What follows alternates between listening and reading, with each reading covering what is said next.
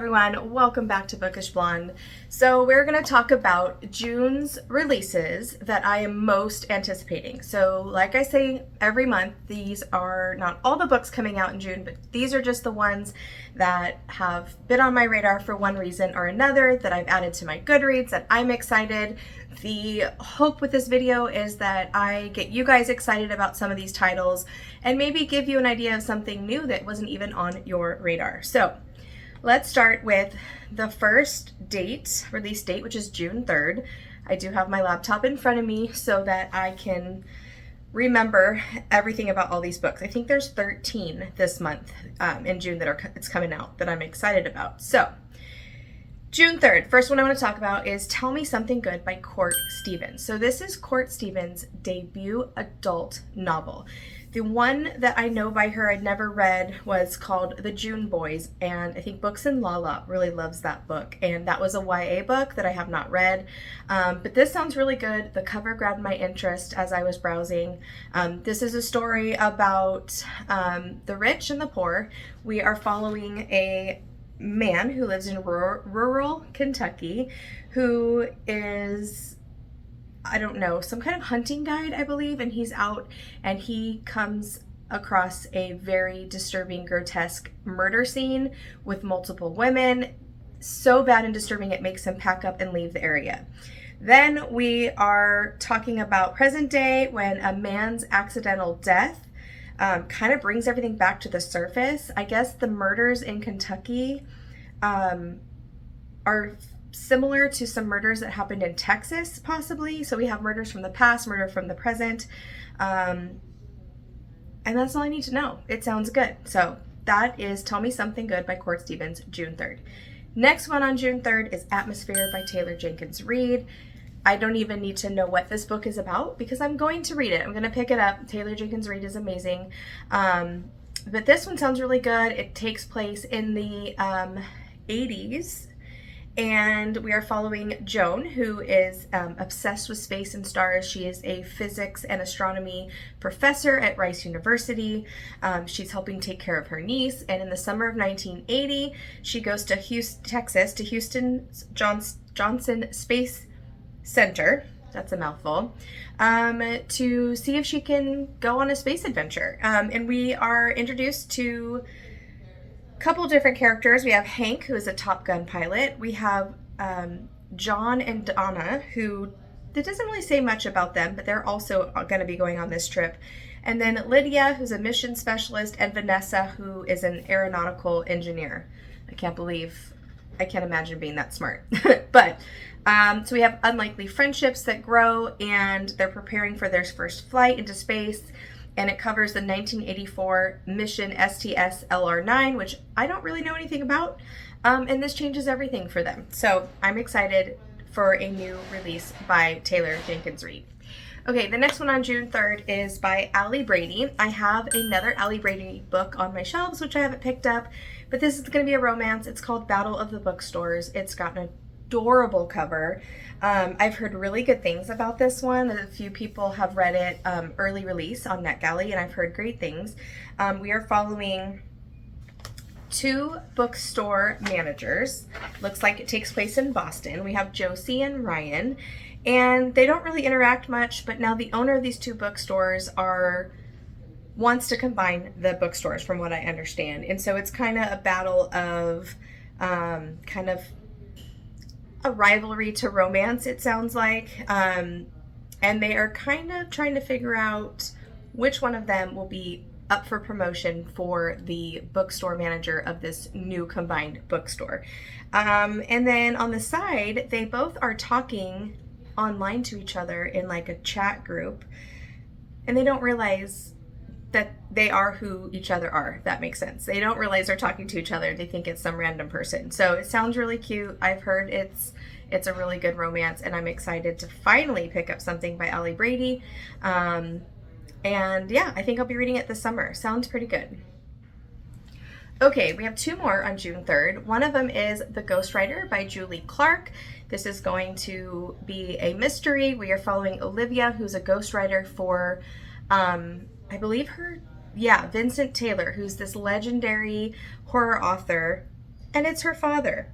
He also has been a suspect in the brutal slayings of his siblings. So, on the brink of financial ruin, Olivia is reluctant, but she agrees to ghostwrite her father's last book. And in that, it sounds like maybe it's got like a ghost supernatural vibe, because it says, not realizing she'll be forced to reckon with the ghosts that live at the center of the family. Because it is a suspenseful horror thriller mystery book, I'm guessing those ghosts are actually real ghosts, but we will see. I have read The Last Flight by her and loved it.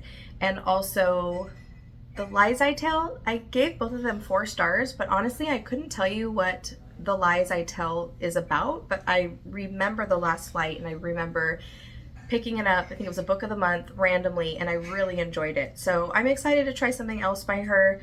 I'm surprised I rated her previous 2 books the same, because like I said, I remember one and I don't remember the other, so maybe I need to reassess that. But for now, that's it. And then last but not least, on the 3rd is Janelle Brown has a new book. I'm actually currently reading that on my Kindle this May. I've only just started it. Hopefully I'll get it finished to give you guys a review at the end of the month. It's called What Kind of Paradise. I have read one other book by her and loved it. This one takes place in rural Montana. We have a teenage daughter who's being raised off the grid with her father in Montana. Her mom was, I think, hit in or died in a car accident or something in the Bay Area, and so they moved to Montana, and something happens and she becomes an accomplice in some horrific crime. So she decides to leave Montana, leave her father, and go back to the Bay Area, to San Francisco, to try to find out what happened to her mother. I don't know. It's so far so good. I really like her writing. Her writing just kind of grabbed me in. And it's the one I read that I really liked by her is Watch Me Disappear. So that's another title by her, if you're interested. That one is really good as well. Okay, the next release date is June 10th. So for June 10th, I have,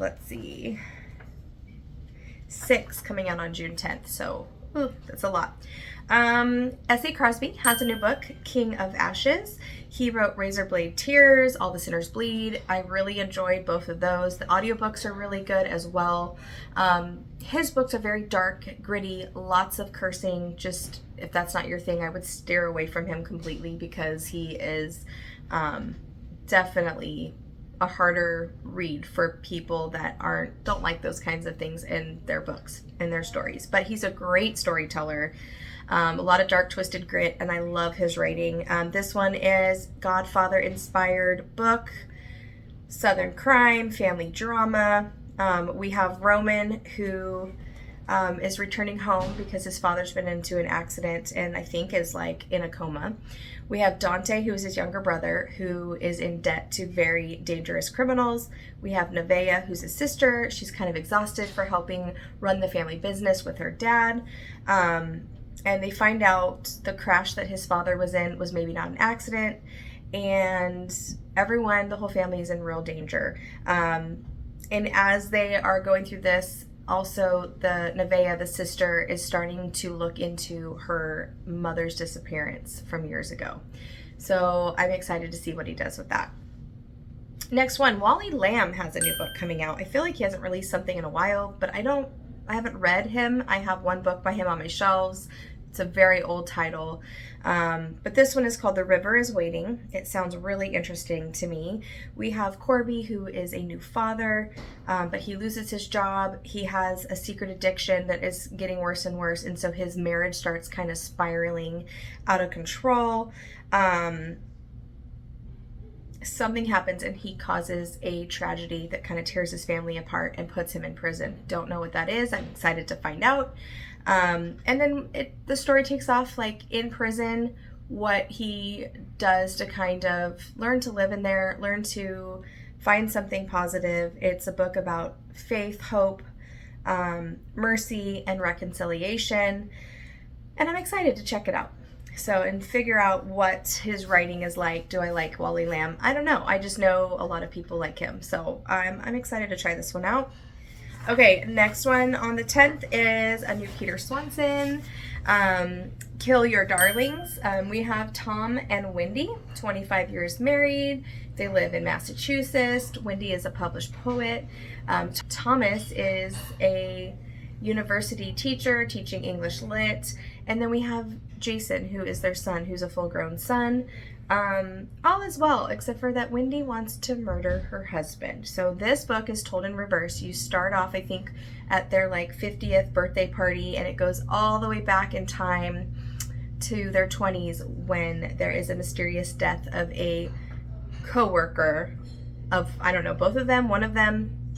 I don't know if they were involved in his death. We will see, but I love Peter Swanson's writing. I think his thrillers are addicting. Not quite a popcorn read, palate cleanser. There's more to them than that, but yeah, you just can't go wrong with picking up Peter Swanson, in my opinion, if you want something addicting and thrilling, kind of like Riley Sager. They're both really good authors for that. Bianca Marais has a new book coming out, A Most Puzzling Murder. So this one sounds really good. I feel like she's kind of shifted in her writing. I've read 2 by her in the past. Where are they? Hum If You Don't Know the Words and If You Want to Make God Laugh. And those were both more literary fiction, historical fiction, really good reads. I loved both of them. Then she came out with, a year or 2 ago, a Witches of Moon something Manor or something that I have not read that I own. And this one is also more of a mystery puzzle solving book, and it sounds really good. So this one we have says, how do you solve a murder that hasn't happened yet? So we're following Destiny, who is a child prodigy and a world-renowned enigmatologist. Didn't even know that was a thing. And she's very lonely. She's very reclusive. Well, she gets called to be interviewed by the Scruffmore family to like be a historian for their family history. And the only part is she never applied for this job. So she goes kind of curious to figure out what it's about. It takes place in a big castle on Erie Island. And while she's there, we have hidden passages, cryptic ciphers, but she is having these nightly visions of like the future of what's to come.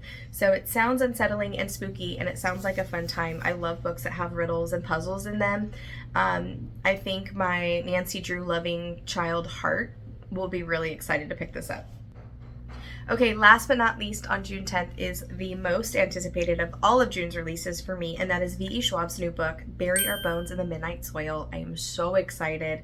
This one is vampires, you guys. Fantasy, vampires, horror. I cannot wait. We have 3 different timelines. I think they all kind of come together. I think all these women become vampires, I'm guessing. We're following 1532 timeline in Santo Domingo de la Calzada. It says this is a story about hunger. We're following a young girl who grows up wild. She's beautiful, and she feels like she can only ever be a prize or a pawn in the games that men play. So someone offers her an alternative path. She makes a desperate choice, and she vows to have no regrets. Then we have a story about love, 1827 London. We have a young woman who I think it sounds like she is kind of getting shipped off to marry someone, like an arranged marriage, and it's not what she wants. And then we have 2019 in Boston, a story about rage. We have Alice, who moves across the world to go to college, leaving her old life behind. She has a out-of-character one-night stand that leaves her questioning her past, present, and future. And so she throws herself into the hunt for answers and for revenge. So that's all I want to know. This one's a little longer, 544 pages, but I cannot wait to read it. Okay, let's see. June 17th is our next release date. We have Don't Open Your Eyes. This is a new, I think it's going to be domestic thriller, I believe. Let me pull it up on Goodreads. It has a giveaway right now if you're interested. Don't Open Your Eyes by Liv Constantine. This is a psychological thriller. She is the author of The Last Mrs. Parrish, which is one of my all-time favorite thrillers. Loved it when I read it. We are following Annabelle. She has everything she's ever wanted. She's a career that she loves, a doting husband, wonderful daughters. She couldn't be happier, but then she starts getting these dreams of the future where her husband, she hates her husband, her daughter's lives are at risk. So at first she thinks, these dreams are crazy. What the heck? What's going on? But then details from her dreams start showing up in her day-to-day life. And she starts realizing that maybe these are premonitions of a terrifying future. That's all I want to read. But this is one that I cannot wait to get my hands on, and I hope it's good. I didn't love the sequel to The Last Mrs. Parrish, so that's the last one I read by her. Didn't love it, so I'm curious to see if I can get on board with this one. And I'm gonna enter the giveaway real quick because you never know. I've only won one Goodreads giveaway in my whole life, so chances are not looking good, but that's okay. Okay, so we only have one coming out on the 24th, I believe. Yeah, the 24th. But I'm really excited about it. It's a new Lisa Jewell. I love Lisa Jewell. This is Don't Let Him In. This looks like we have a couple different, two different stories that are going to come together. The first storyline is Nina, who meets Nick later in life after her husband unexpectedly dies. She has an adult daughter named Ash who doesn't like Nick. She kind of digs into his past because she feels like he's too good to be true. She doesn't trust him. And then we're following Martha, who lives in a neighboring town, and her husband, Alistair, is frequently absent, but all of his excuses always line up and make sense. So that's a little bit weird. And it says Nina, Martha, and Ash, their stories combined. It says, don't let him in. The past won't stay buried forever. So this is going to be a little bit of a domestic thriller. I'm assuming that Nina's husband, or Nick, Nina's new man, and Martha's husband, Alistair, are one and the same. But I could be absolutely wrong. That's just where my mind goes. So we'll see. Yeah, 3 women connected by one man in this thriller. So I'm excited for that. So that's all we have for June. What did I forget, you guys? I know there's other titles. What's on your radar that I didn't mention coming out in June? I love to hear that. Love to chat with you guys down below. I hope everyone is enjoying what they're reading, having a great end to May. May is a very busy month for me at work, so my reading has not been... I've not been able to read as much as I have in past months so far this year. This probably will be my slowest reading month, I'm guessing, but we'll see. I will be putting out my thoughts about my May reads shortly. I'm trying to wrap a few books up that I'm in the middle of. But yeah, thanks for watching. As always, have a great day. Happy reading. Bye.